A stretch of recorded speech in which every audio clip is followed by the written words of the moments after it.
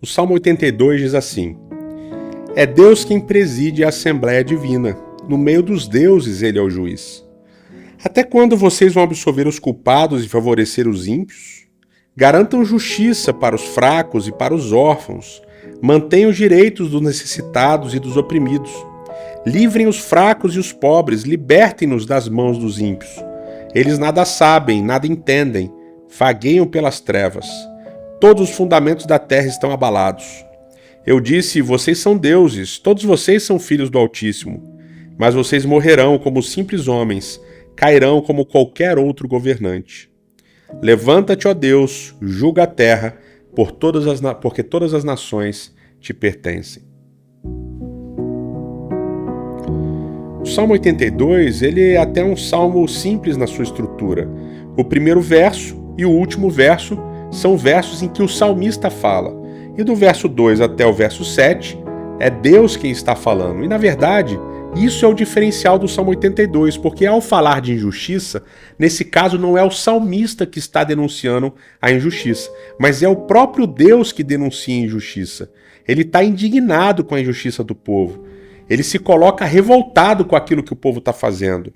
E o verso 2 é um verso emblemático, e eu fiz uma tradução que diz assim: Até quando vocês vão julgar injustamente? Até quando vão demonstrar parcialidade com o ímpio? Então aqui mais uma vez, agora Deus condena a ideia da justiça com injustiça e a ideia de parcialidade para com aqueles que têm dinheiro, que são ímpios. E mais uma vez aqui nos Salmos, Deus fortemente fala a favor dos pobres, dos necessitados, do órfão, da viúva, enfim, dos menos favorecidos naquele momento nas camadas sociais. O que nos leva a pensar que hoje essa é uma mensagem ainda importante e ainda muito relevante. Agora, esses ímpios, essas pessoas que agem injustamente, diz o texto bíblico que eles vagueiam pelas trevas. Um rabino medieval chamado Ibn Ezra, ele, de uma maneira muito astuta, muito impressionante, ele percebeu nesse verso uma referência a Êxodo capítulo 23, verso 8. E lá em Êxodo capítulo 23, verso 8, a ideia de suborno é condenada, ela é criticada. Então aqui a ideia de que as pessoas que julgam injustamente, de que são parciais, elas estão recebendo suborno. E o suborno ele cega, ele faz com que a gente não veja as coisas de uma maneira clara.